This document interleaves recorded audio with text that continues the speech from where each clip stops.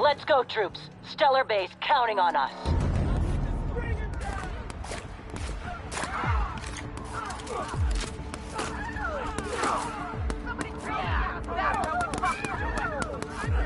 Looks like your last got man. Sora, see me now!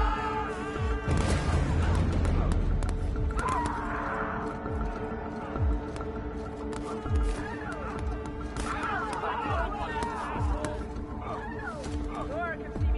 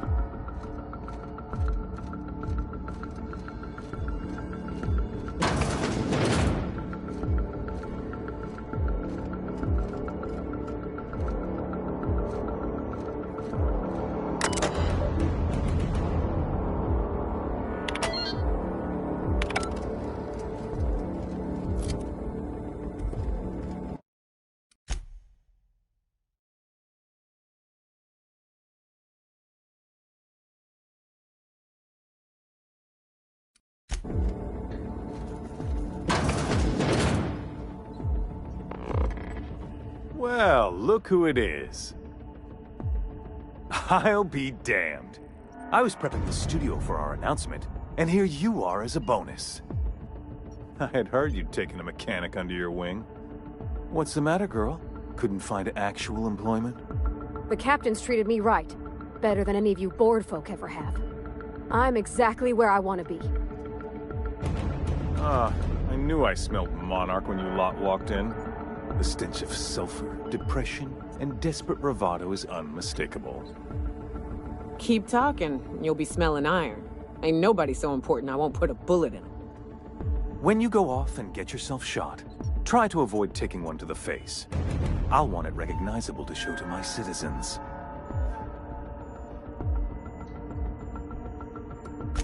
Haven't you heard? Phineas is working for us now. It took some doing, but employing an efficient management strategy of putting our guns to his head seems to have done the trick.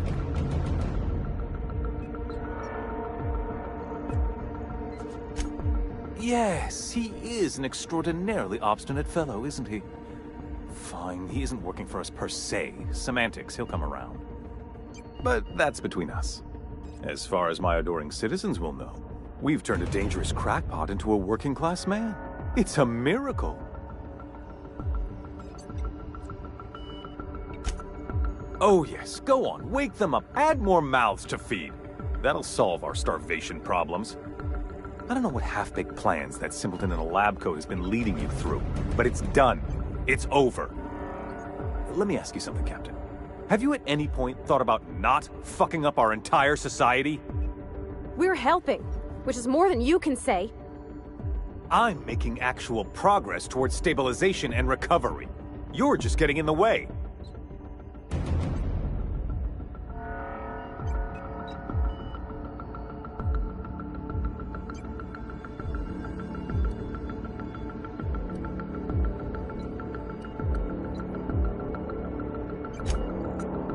Oh, right. This coming from the psychopathic outlaw. Yes, I'll try to be more open-minded about your path of wanton descent. We don't need your help.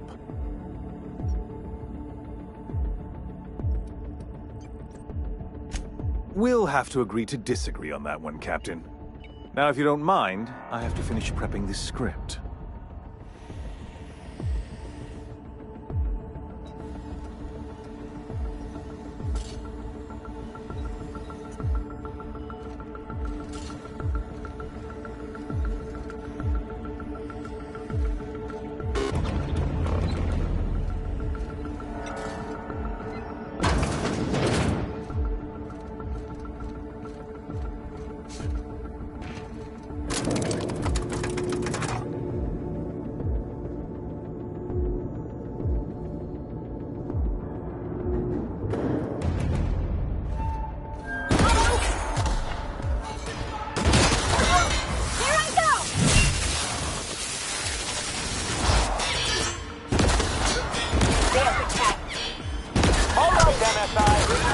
I'm not one for rousing creatures, but the captain needs our help. So get in there and fight!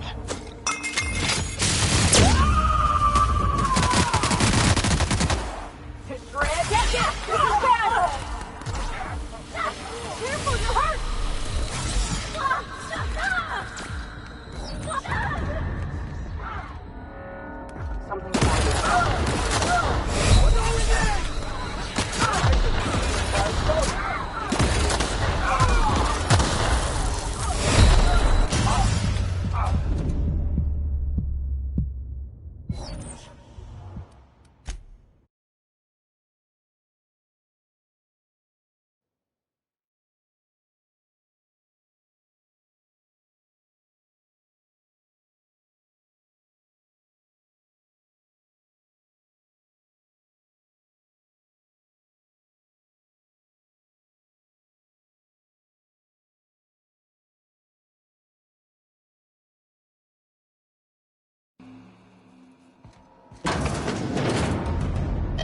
Well, look who it is.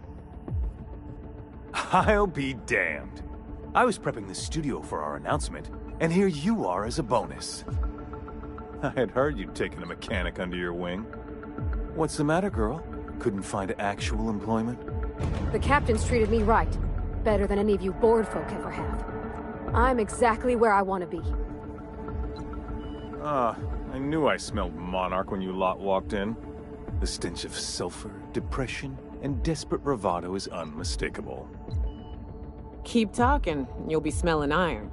Ain't nobody so important I won't put a bullet in. When you go off and get yourself shot, try to avoid taking one to the face. I'll want it recognizable to show to my citizens.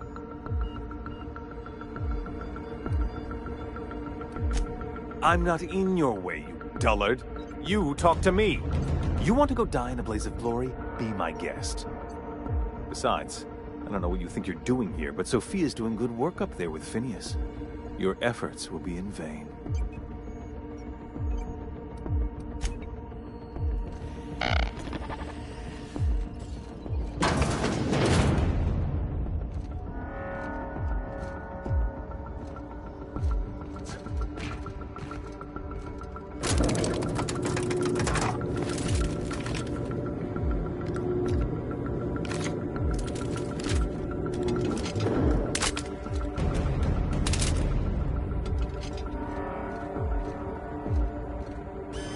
All right, MSI. I'm not one for rousing speeches, but the captain needs our help.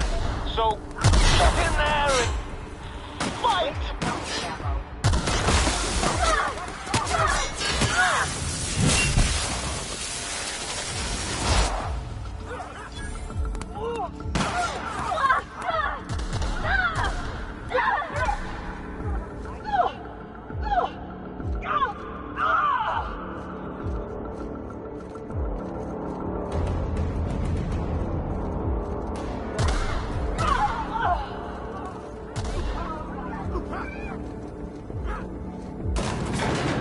Really doing this, huh?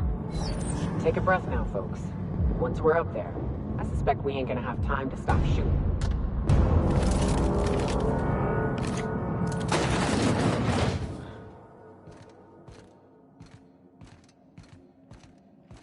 Captain, you have an uncanny talent for complicating my life. You've been working with Dr. Wells from the beginning. When we moved to arrest him, he was prepared. I lost good soldiers in the attempt. You've disrupted the balance of power. You've upset the natural order of things. You've introduced uncertainty, and there is nothing I despise more than uncertainty.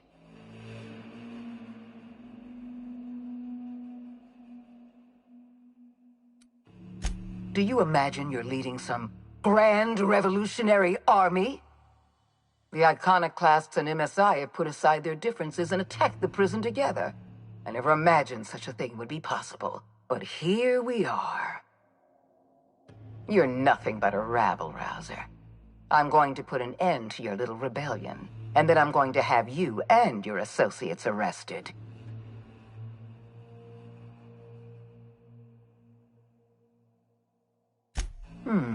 You make a nuanced and compelling argument. Here's my rebuttal. No.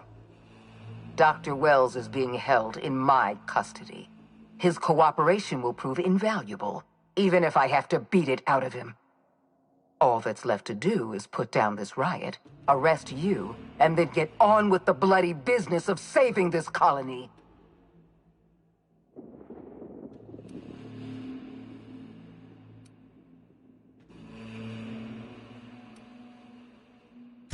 In that, we are in agreement. An end to violence is precisely what I want. An end to chaos. An end to senseless loss of life. The only obstacle standing in my way is you. I take no pleasure in this, you know. I simply have no other option. Leaving you alive is too great a risk. Goodbye, Captain.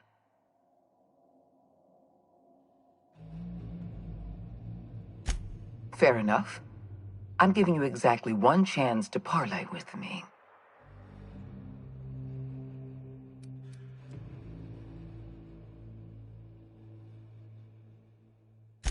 This prison is equipped with an automechanical warden. I've had it programmed to eliminate you on sight and rinse your remains down a drain. And don't worry, I will inform Dr. Wells that you died heroically, or something.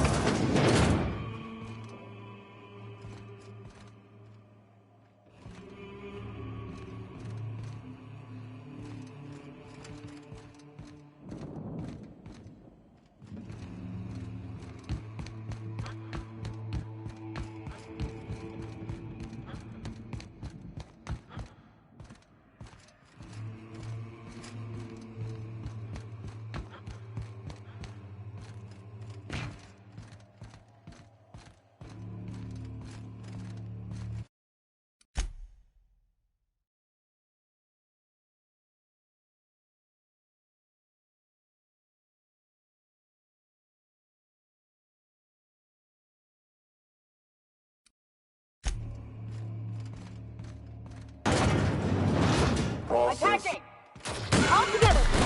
I'll fix you right up!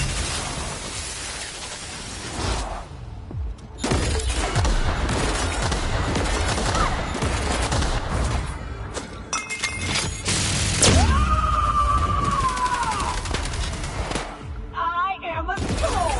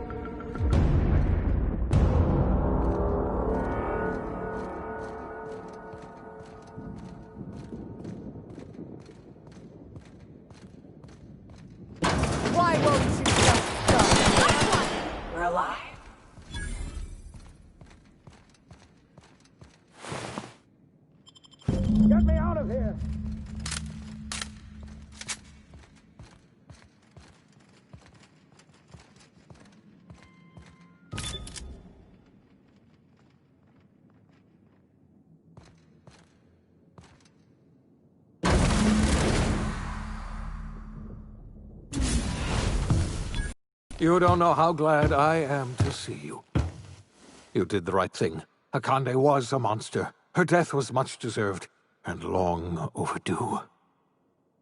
And you lunatic, you broke into the board's own fortress just to rescue one doddering old man. You are absolutely out of your mind, and I can't begin to thank you enough.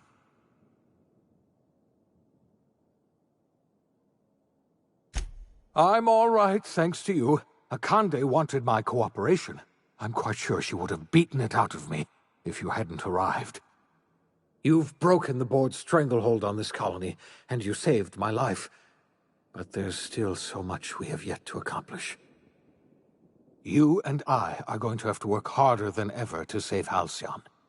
I'm afraid the situation is far worse than any of us ever anticipated. I would like nothing more than to celebrate this victory, but we have a serious problem on our hands. Earth has gone dark. We haven't received a single message in 3 years. There's been no communication, no signals, nothing. 2 years ago, the Earth's Directorate's frigate disappeared on their way back to Earth. We don't know what they discovered when they arrived, or if they arrived at all. So we've got to make do on our own. Seems to me that'll make us stronger in the end anyhow. You're quite right. We've got no choice but to make do on our own. You mean we're all alone out here? Really alone? I'm afraid so, Miss Holcomb. Halcyon is the only home we have left. Returning to Earth is no longer an option. We're in serious trouble, my friend. Do you know what this means for Halcyon? We can't rely on Earth for support anymore. We've been cut loose. We're entirely on our own.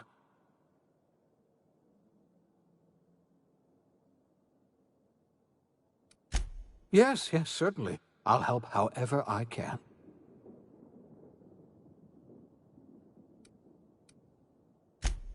You might have heard of the Earth Directorate's frigate. Half the colony's entire military was on that ship. They were returning to Earth when they vanished without a trace. That was 2 years ago. We haven't heard a word from them since. Whatever happened to Earth likely happened to them.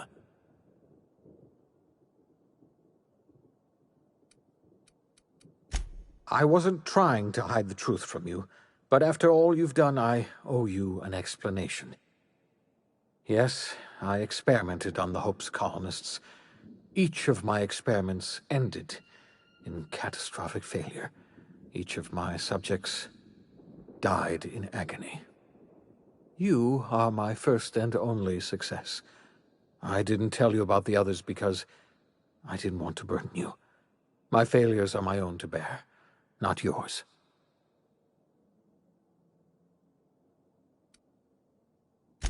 I'm not asking you to forgive me. Law knows I won't forgive myself, but I'm going to try to set things right. My apologies. I need to get a hold of myself. We've far more pressing issues to worry about right now. If you have any more questions, ask me. I'll answer as best I can. I heard it from Akande herself. She tried to pressure me into joining her side, you see. Tried to make me realize that all hope is lost, and that we are alone. She was half right. We are alone, and we're going to have to fend for ourselves, because there's no telling what's happened to Earth. I don't know what happened, but something must have gone horribly wrong. I don't know why Earth's gone silent. I don't even know if Earth exists anymore. We have no connection back to Earth, and return is likely impossible. We're completely alone out here. Yes, Akande mentioned as much. Earth hasn't sent us a single message in 3 years. No one knows why. Akande had kept the truth to herself, perhaps with good reason. Can you imagine what would have happened if word got out? We'd have utter pandemonium. Yes, we do. You've done a marvelous thing. You've succeeded where anyone else would have failed, including me. We must begin the revival process immediately, starting with the Hope's brightest minds, and then we're going to fix this damn colony, one problem at a time. We're going to need a leader, and I can't imagine a better person for the job than you. What do you say, old friend? Will you help us?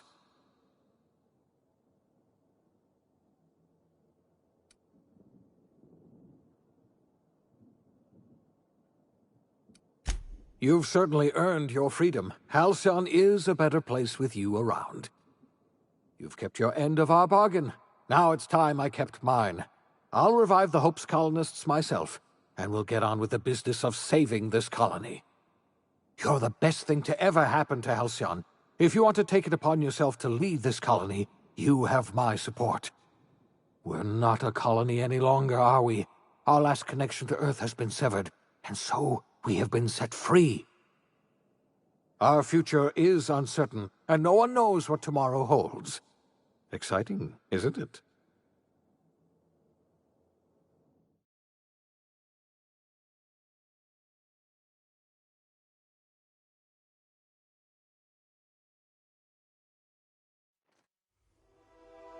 The OSI teaches that everything in the universe happens according to the grand plan. But the stranger that arrived in Halcyon was an unplanned variable. From the moment he landed in Emerald Vale, his actions altered the course of history. The events on Tartarus brought about the end of the board's authority. But the board's mistakes would haunt the colony for decades to come. The damage they left behind would require the work of a generation to repair. Dr. Phineas Wells began reviving a handful of the Hope's colonists. Engineers, scientists, technicians, and intellectuals. They were among the brightest minds the Earth had ever sent out into the stars. The Hope scientists and engineers woke up in a colony descending headlong into total collapse. With no way to return to Earth, they had no choice but to band together and devote themselves to the cause of saving Halcyon. The people of Halcyon were nothing if not hardy. In the absence of the board's authority, many of the colony's settlements banded together with a single purpose in mind: survival. Life was especially hard in the years to come. Some towns dissolved by attrition and starvation, but most of them found a way to carry on. In the years to come, Halcyon was forced to reckon with its newfound freedom. The board was gone, and for better or worse, the colony was responsible for its own destiny. Between MSI's worker-centric policies and the iconoclast's manpower, Sanjar and Zora were able to rally many of the Terra 2 townships to their cause. MSI's workforce swelled, and the iconoclasts enjoyed a significant surge in their ranks. The board was too distracted by infighting and internal politics to stop MSI from becoming a powerful corporation and a refuge for townships that might have fallen through the cracks. Without Lilia Hagen, Sublight Salvage fell apart. The company fractured, devolving into a series of unregulated criminal gangs, fences, and smugglers. Their facade of legitimacy quickly faded. In time, the Sublight family was forgotten. Adelaide McDevitt replaced Reed Thompson as the leader of Edgewater. She and her followers transformed Edgewater in their image. Anyone loyal to Reed was pressured into leaving town, and those who stayed behind adapted to her way of life. Adelaide transformed the old cannery into a new garden. The nearby Edgewater Cemetery provided a convenient source of fertilizer. It was said that the first corpse that fed her garden belonged to Reed Thompson. Under the leadership of Junlei Tennyson, the groundbreaker held firm against corporate influence. The ship's mechanical stability gave Junlei the time to educate a promising generation of engineers, schooled in her family's traditions. The future of the groundbreaker looks promising. The rediscovery of the Hope and the abandonment of the lifetime employment program forced Byzantium to come to terms with some uncomfortable realities about the state of Halcyon. While Byzantines were reluctant to surrender the luxuries they'd grown accustomed to, the board's diminished authority gave them little choice in the matter. Nearly everyone had to learn to make do with less. Some even had to get jobs. It was a dark time indeed. After you killed her parents, Ellie left the Unreliable. She returned to her old life in the Groundbreaker's orbit, but her days of mischief and nights of carousal had lost their appeal. She found herself taking bigger and more foolish risks, but something irrevocable had changed. Life in Halcyon was sobering for Felix Millstone. The grand revolution he dreamed of never came. There was no great awakening for the colony, no celebrations in the streets. There was only the hard, desperate work of trying to repair a broken colony. Felix never had a head for numbers, but if there was labor to be done, he was there to help. Eventually, Felix realized that the work of a revolution was done with two hands. Though Parvati eventually grew comfortable aboard the Unreliable, she never quite came out of her shell.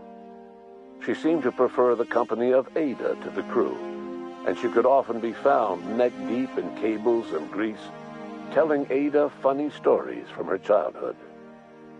While the colony fell into chaos, she found an island of relative peace with Ada, and they formed an unusual bond. She decided to remain aboard the Unreliable permanently as its chief and sole engineer. Nyoka returned to Monarch to take another crack at making a permanent life for herself. She formed the Charon Group, a mercenary outfit of ragtag survivalists and wilderness experts. Anyone in need of a guide or just looking to throw back a beer and swap stories could find her camping on the trail or clearing an infestation. Before his untimely death, Captain Alex Hawthorne had plans to restore and modify, for combat purposes, a sanitation and maintenance automechanical that he'd found in a state of disrepair in Emerald Vale's scrapyard. That unit remains broken down and forgotten in the Unreliable supply closet to this day. As for Dr. Phineas Wells, he spent his remaining years in his orbital lab. He eventually came to terms with his own past and was able to forgive the mistakes of his younger self by devoting his remaining years to serving the colony. In the end, Dr. Wells was able to save every scientist and engineer aboard the Hope. Over the next decade, nearly all of the Hope's remaining colonists were successfully revived. Halcyon saw a period of rapid technological and scientific advancement. Breakthroughs in dietary supplements saved the colony from starvation. Geoengineering projects and social reforms began to change the structure and character of the colony. Dr. Wells laid the groundwork for the project to save the colony, but he would never live to see the fruits of his labor. He passed away a few years later. His work was carried on by the scientists and engineers he revived. Today, Halcyon has stabilized. The people of the colony work hard to adapt to the new circumstances. Nearby colonies send aid and supplies. Life will never be easy in Halcyon, but for the first time in its history, there exists a sense of real, genuine hope about the future. And what about you, the unplanned variable in the history of Halcyon? You brought an end to the chaos on Tartarus and left Dr. Wells to his own devices. The affairs of the colony never distracted you from living out your own dreams, to captain a ship, to sail the ether, and to earn a reputation as the greatest spacer Halcyon ever had. No one knows what's happened to Earth, and no one knows what the future has in store for Halcyon. All we know for certain is this: the name of the Unreliable and that of its intrepid captain will remain the subject of countless stories for years to come.